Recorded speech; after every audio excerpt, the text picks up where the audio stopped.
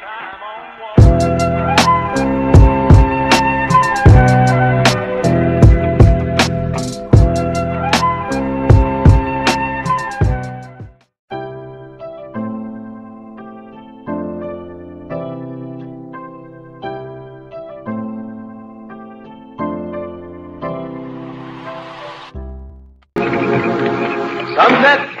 Valley sunset?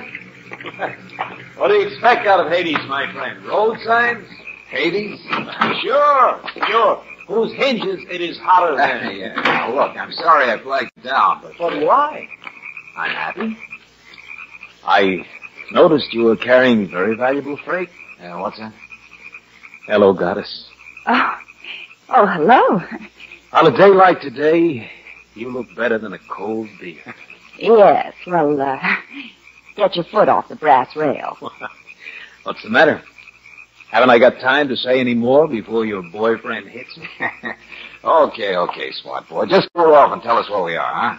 The world, United States, heaven, valley sunset. What?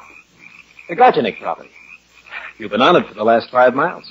Yeah, but we haven't seen the winery or the ranch house of... You won't for another 5 miles, straight ahead. Oh, I see, a small type farm. Yes, indeed, the kingdom of limbo, irrigated by the sweat of man, dedicated to the sweat of the great. Do you ever make sense? Well, of course not. I'm a poet. My name is Agajnik. Oh, Mr. Agajnik. Huh? It's a common name. Lots of us around. Mr. Gajnik, aren't there any, muses right here on your ranch? Women? Yes. Exactly one, dear lady. The beautiful Rachel. Rachel Agajnik? Mm-hmm. The romantic type, too. Your sister? No, indeed. Niece. But I'll tell you a tragic secret, my friend. Rachel is only 14 years old.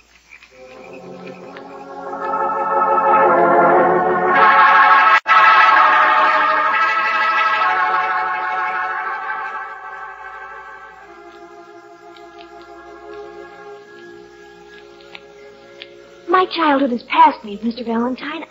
I'm not like other girls. I had to make you think I was a woman to get you here. I had to make you realize my awful plight. Yes, your awful plight. Now look, Rachel, you said you were a prisoner. What do we find? You live in a beautiful house. You've got one of the finest record collections I've ever seen. But nobody comes to the dress house. you have on is at least Saks Fifth Avenue. But I don't like the color. I didn't pick it out. It isn't proper for a girl my age. Who says so? That's the way it was in his old country, I guess. He picks out everything for everybody. He? Joseph, the oldest, the head of the family. Oh, the old-fashioned patriarch, huh? My uncle, Mr. Valentine. Oh, now don't tell me Joseph has black hair and is tall and has a crooked smile. No, that's my Uncle Silvio Gajanik. Silvio? Wouldn't you know, the poet? He is a poet. Or at least he had a poem published once. Uncle Joseph is awfully proud of it. Yeah, well, Rachel... Silvio does lots of things. He doesn't waste his time on the farm. And you know, he's the only one who ever pays any attention to me. He's a romantic kind of person. Sort of exciting, don't you think? Yeah, now look, you said your uncle was going to kill your brother or vice versa. Uncle Joseph and my brother Demetrio. But you haven't seen him... Demetrio's different, too. He never talks. He just works. And he hates. Then he went to agricultural college. He what? Oh, never mind. Why? What's happened that makes you think all this? The way they've looked at each other the past few days. Demetrio and Joseph and poor Silvio. It's nothing definite, Mr. Valentine, but I feel it. Wait, look, and Rachel. It feels horrible. It does. I'm not inventing it. I'm not lying. I don't want it to be there. It's like my music, Mr. Valentine. That record was Debussy, and it's wonderful. I love it. But I don't want to now. Listen. This is the only record like this I've got. I want to go swimming in the irrigation ditches like the other kids around here do. I want to see a football game at the Union High School. I want to be like the other children. Rachel! Joseph, no, don't. Uncle Joseph, please don't. It is not good music. Oh, Uncle. You know it yourself, Rachel. Now stop sounding like a circus organ in a rainstorm. I can't say that I blame her, Mr. Young ladies are not talking to strangers. Oh, for the love of And heaven. strangers are not talking to young ladies. Now get out of here, Rachel. Get out. All right, Uncle, yes. That is a good pigeon. So you're Joe Gajanik, huh? Yeah. The big boss. The big fist. The biggest fist that ever threw a 10-gallon cask. Who are you? The name. You talk to the girl. Why? Take it easy, Marty Joe. Just relax. We're here asking questions because, well, I'm a writer. You're a what? Yeah, sure, that's it. I'm interested in wineries, that's all. So I got you, Nick, a fool, no? A writer, huh? A real writer. Well, I'm just a... Valley Sunset has never been honored before, Mr. Valentine. This is Miss Brooks. Forgive my overalls. So much dirt in the hands is bad, and dirt in the eyes is worse, but a little dirt in the soul is good, huh? Don't you think? Come again? Yeah, there is music, Mr. Valentine. Music instead of a man who lives the dirt and tends the vines. This is something to write about. Yeah, I can imagine. I will show you the poem. I will show you the poem in the magazine of my boy, my own boy. Your boy? Silvio, my baby brother. Yes, my baby brother. I raised from a baby. Yeah. These others, they wear the name, but they are nothing. What's the matter? You think I am crazy, old farmer? Oh, no, I don't, Joe. Oh, then you stay. You will visit the Valley Sunset, huh? You sure we wouldn't be in the way, Joe? You sure there's nothing else special going on? What is important in life, Mr. Valentine? Death? No. Beauty. Who cares about anything else? Now, you will stay, huh? Mr. Gajanik, you couldn't keep us away. But the first one thing to show you. The poem here. My Silvio's poem. You can tell me. You are a writer. Let me see it, George. Yeah, he has had everything, Silvio. There must be someone to say these things that I feel, that the earth feels. Nuts.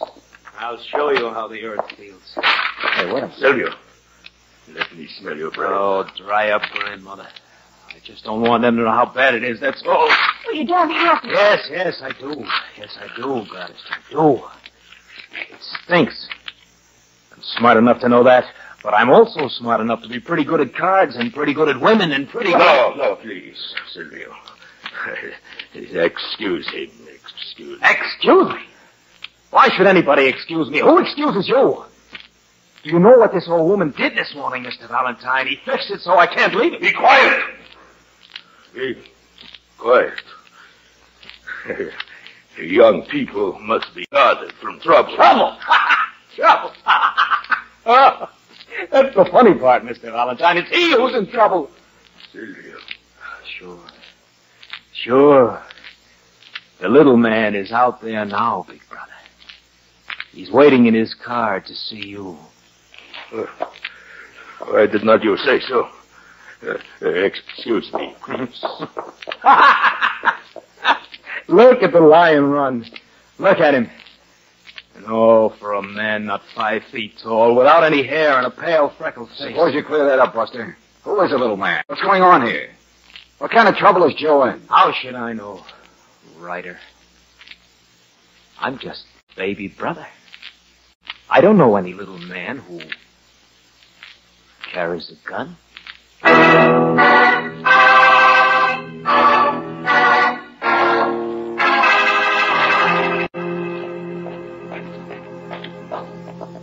Hey, look, your name is Demetro, isn't it? Yes, of course, Mr. Valentine, but I'm busy right now. My uncle goes to town on Mondays, and I've got to see him first. Joseph? Well, I think he's talking to some man outside. I don't care. I've got to see him first. It's just that Silvio suggested... Silvio's a loafer. He doesn't know a wine bat from a pickle barrel. Only, why don't you two tell the truth? You're not interested in wineries. You're interested in us. Look, all we want... Sure, I know. You're friends of Rachel's. Okay. Well, I'm not afraid to tell you what's going on. Joe sold some property. Oh? Well, what's that got Family property. It belongs to all of us. It's like selling a hand. Well, a few days ago, Joe goes out on the QT to raise himself $20,000. Get back to the fields. Get back out to the fields where you belong. Now, wait a minute, Uncle. I am head of this family. You will do what Joe says. I wanted to ask you. I do not have to explain to you anything. It is my family, mine. One of the boys was cleaning your car up. There's dried blood on it. Hey, Cut it out. Oh, George, stop him! Oh, George, you Get can't! out of here. Get over, you crazy fool! You killer! Uncle George. get out of here. Uncle, he's gone. He's gone. Get out of here, pigeon. This is no place. What's up, boy? What did you say, kid? What's the matter? He's gone, Mr. Valentine. It's Silvio. He's run away. No. No. Silvio can't go. He knows what would happen. It will stick so he can't run away. No, he hasn't. Silvio! Silvio, where are you? Silvio!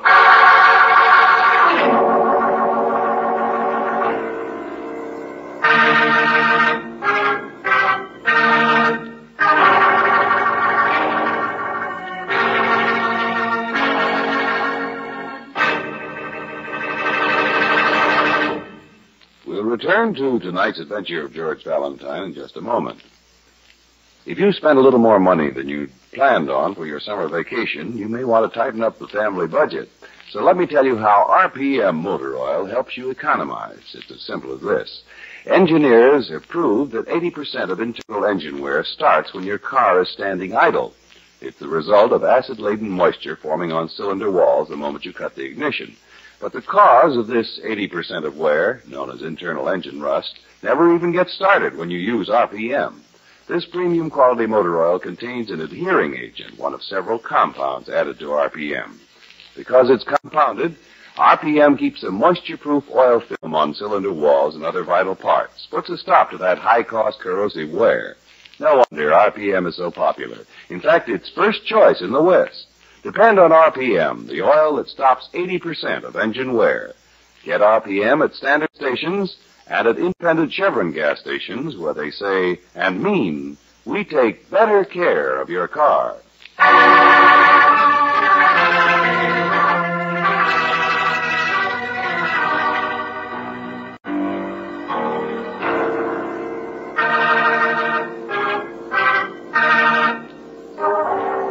Now back to tonight's adventure of George Valentine.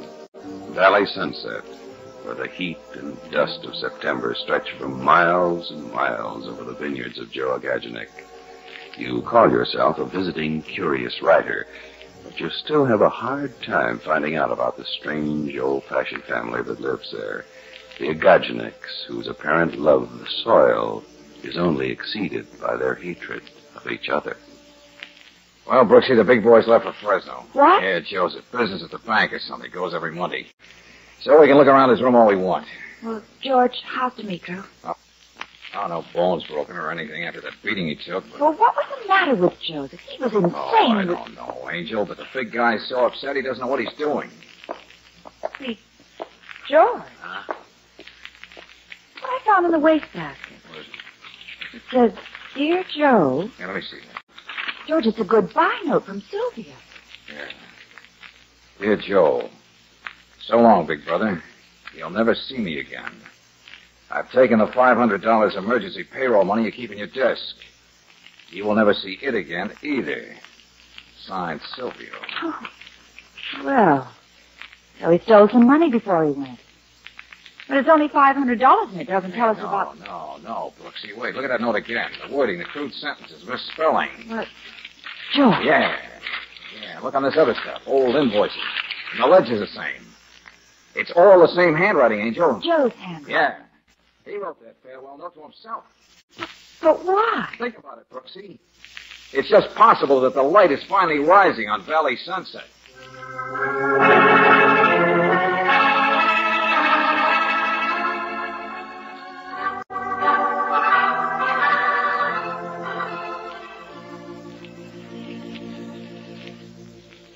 Mr. Simpson, you represent the law in this country, and fried blood on a fender could mean hit and run, couldn't it? Mr. Valentine, a hired hand named Sudsy was wandering around on the highway.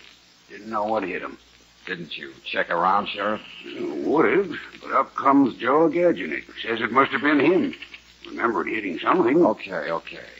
So Joe Gadgenik hit a guy named Sudsy. That's all there was to it. Wasn't there any trouble, any charges preferred? Why should there be? Everybody knows Joe.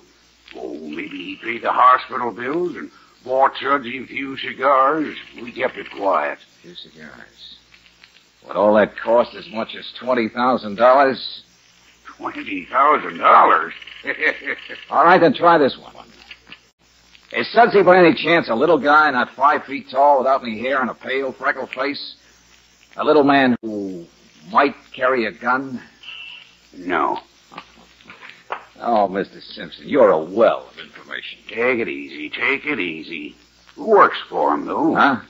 Ty Wendell's the little guy Sudsy works for. Ty Wendell, huh? Mm-hmm.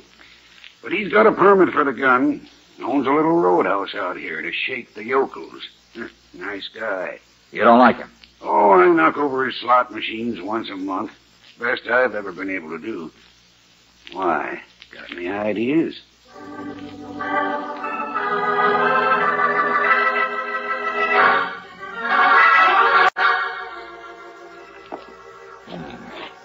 Slot machine.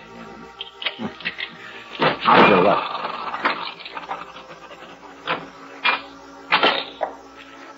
3 lemons. Oh. Mr. Wendell. Hey, Mr. Wendell.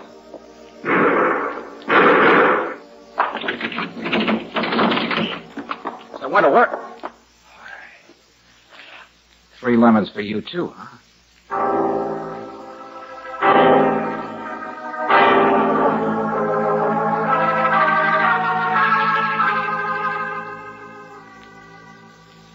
But didn't you see anyone, George? Oh, no, I didn't. But Angel, the guy's pockets were inside out. His wallet was missing, only he still had on his watch and a diamond ring. Well, George, Ty Wendell had lots of enemies who might have... Sure, and I hope that's just the way it is.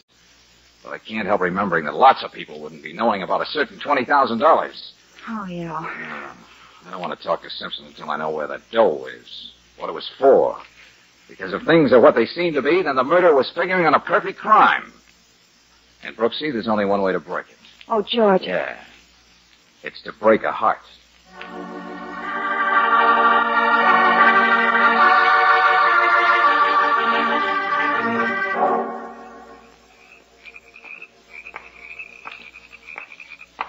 Hello, Joe. I've been waiting for you. Is he home, Mr. Valentine? Does he come home? Silvio? No. But this car here on the drive. Is that Mr. Simpson? Yeah. He just stopped by for a visit, that's all. You're pretty late getting back from Fresno. I stop on the road and talk to a friend. Uh-huh. I guess you're pretty used to seeing the sheriff's car around here, aren't you? Why not? Valley Sunset is a small world. I guess you're used to seeing lots of police cars. Mr. Valentine, please, I'm very tired. I guess your brother is almost always in trouble, isn't he? Please, no. Now, listen to me, Joe. A week ago, a guy named Sudsy was smacked on the road. It was hit and run until you showed up to take the blame for it, to hush it up. Get away from that door. But you don't drink. You're not careless. You would have known what you hit. It was Silvio, wasn't it? He was the one who could have been nailed for drunk and reckless hit and run, prison, everything else. I'm going I said, listen to me. I just wanted to know one thing, Joe. Did the guy Sudsy worked for figure it out, Ty Wendell? He's a crook anyway, Joe. Did he come around to you to ask for blackmail for $20,000? Yeah, Mr. Valentine, I gave Ty Wendell his cash this morning. Yeah, I was afraid it was that way. It was the only way. But selling some vineyards to raise the money, like my arm, piece of my soul. Yeah, that's why you finally got tough with the boy, isn't it? You said you fixed it so Silvio couldn't run away. How else could I make something with such clay? The boy will come back, Mr. Valentine. You will see. Joe Gadgenik will make a man of him. A poet of him. The things I cannot express, my baby. Hold it, Joe. The way you fixed it. I read that letter you wrote to yourself in your wastebasket. Of course. I must show Silvio the words that I wanted, the words for him to write. Hey, wait a minute. You made him write a letter just like it?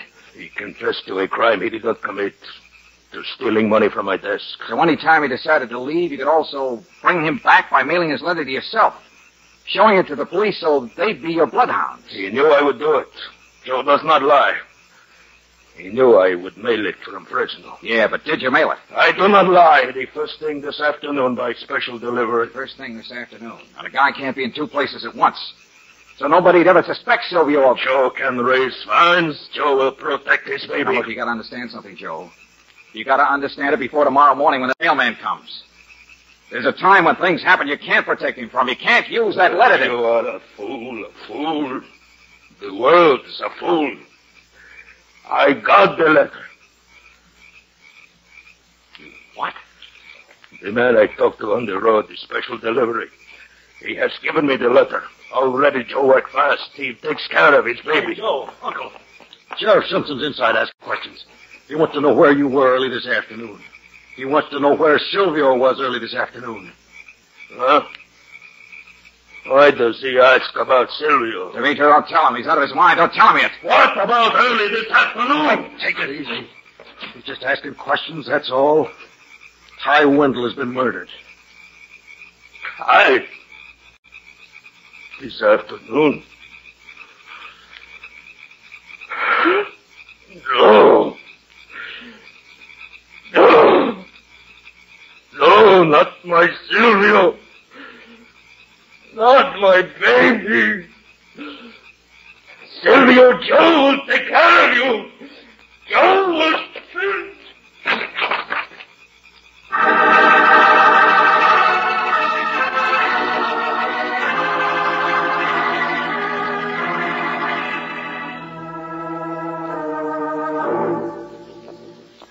Bad Penny's home again, huh, Silvio? Sure, Mr. Valentine.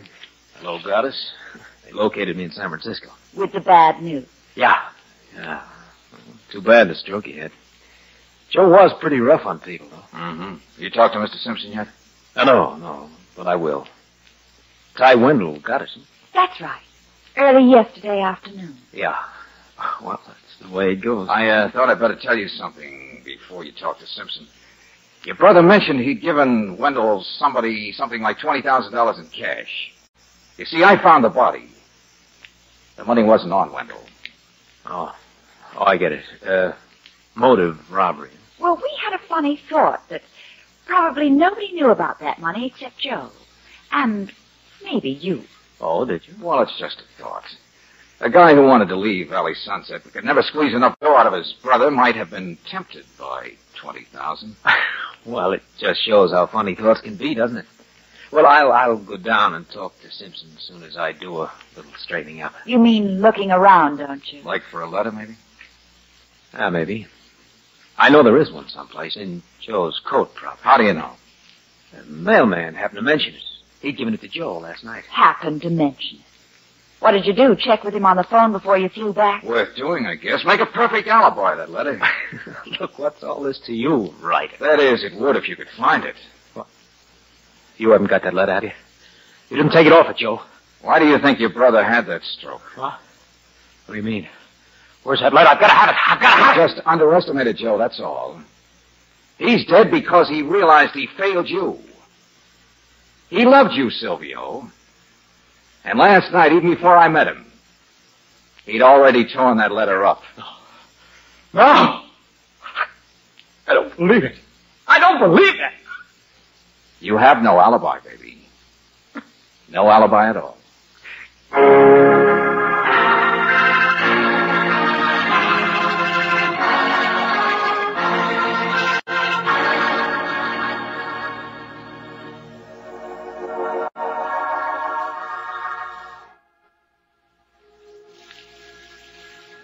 When the dust lies on the grapevine so thick, you can't tell what's underneath.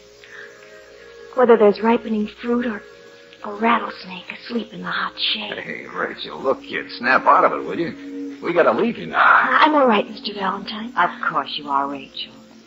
Now you'll do all the things you want to. You'll swim in the irrigation ditches and go to the football games. Poetic, isn't it? Huh? What I mean is, maybe I could say some of those things Uncle Joseph thought should be said. The vines and from the earth. Rachel, I think you can do it. And Demetria will take care of the vines. Poetry, beauty, and grapes.